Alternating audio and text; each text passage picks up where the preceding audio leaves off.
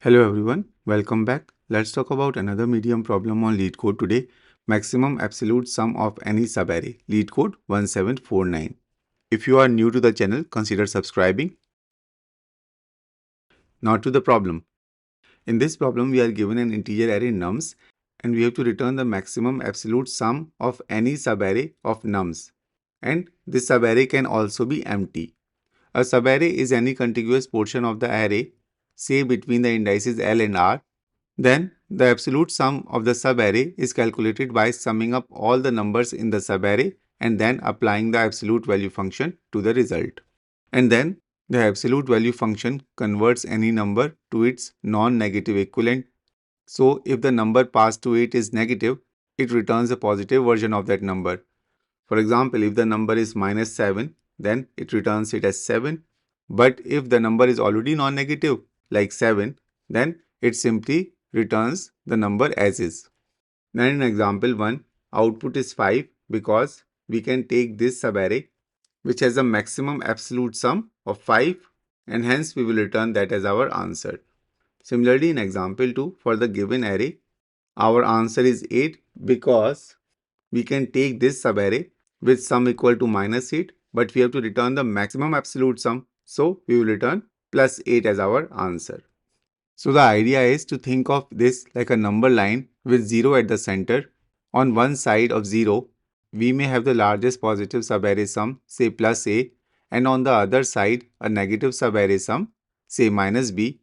Then to solve this problem, we need to return the maximum value between a and absolute value of b. So in summary, we care about the magnitude and not the sign of the number. Now, before diving into the solution space, it is important to note that this problem is closely related to the classic maximum subarray sum problem, which we have already covered on the channel. The key difference here is instead of finding the maximum subarray sum, we need to compute the maximum absolute value of a subarray sum. If you are unfamiliar with the maximum subarray sum problem, please check out the I button to know more. Now, in terms of solution, one of the naive approach can be that we use two loops to iterate through all possible subarrays, and then for each subarray we compute its sum and calculate the absolute value of that sum, and the maximum among them will be our answer.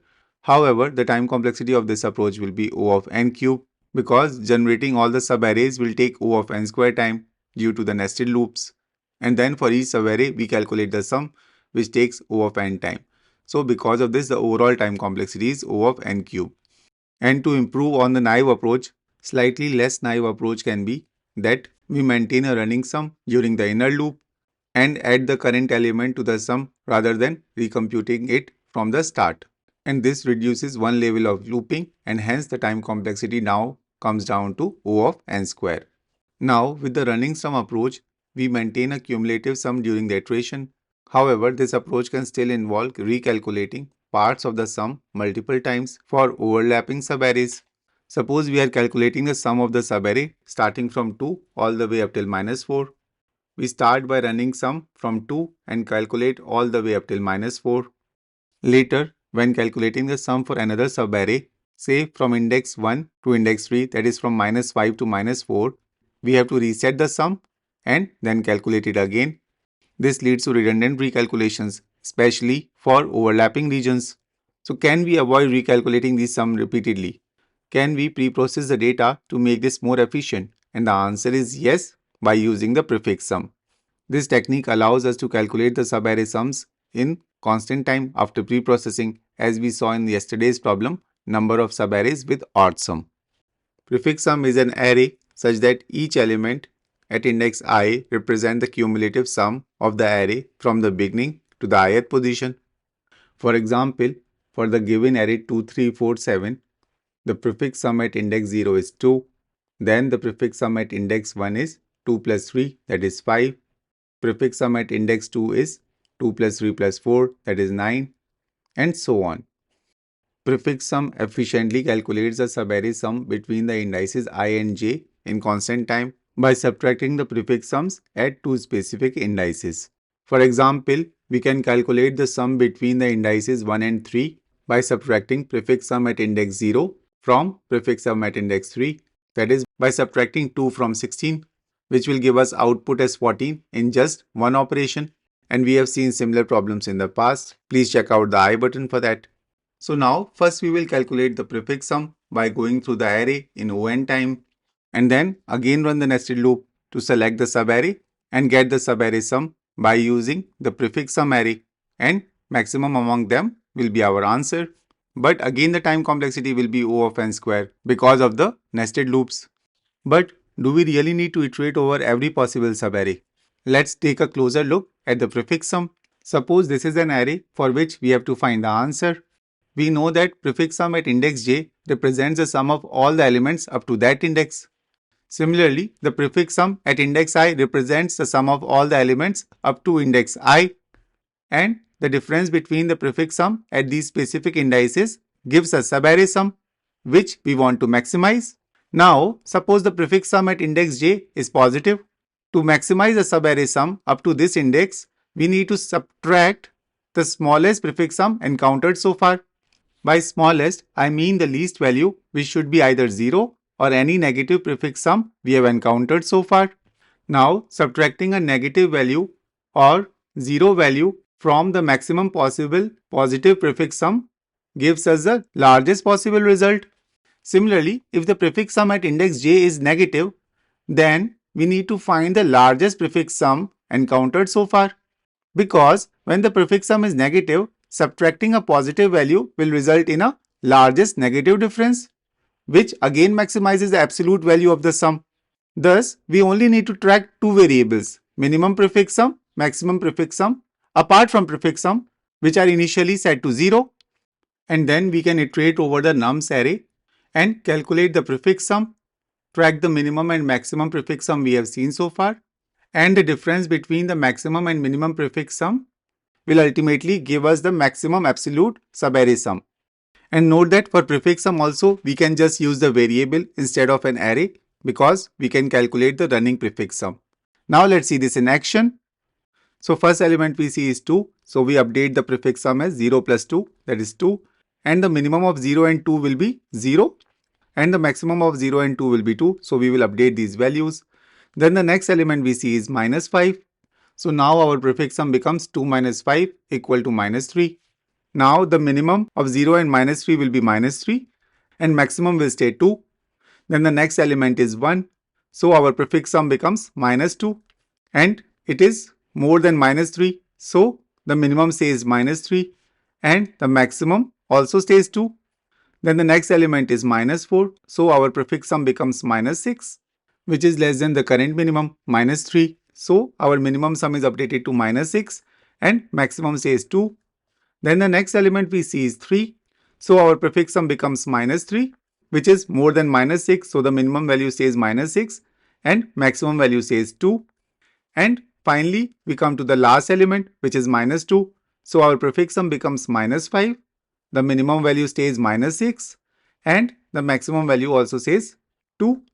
And now our answer will be equal to max minus min, which is equal to 2 minus minus 6, which will be equal to 8, and that will be our answer. Now in terms of time complexity, it will be O of n because we are going through each element in the array only once and computing the prefix sum and maximum and minimum value in O of 1 time.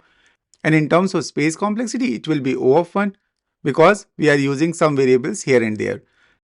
Now the prefix sum approach we discussed is optimal, but as I mentioned earlier, we can also use Kadane's algorithm like we use in max subarray sum. Using Kadane's approach, we can avoid explicitly calculating the minimum and maximum prefix sums altogether. In this problem, we are interested in maximum absolute subarray sum. This value can either be positive or negative, but we only care about the absolute magnitude. So the goal is to compute two things, the maximum positive subarray sum and the minimum negative subarray sum, since its absolute value could contribute to the result.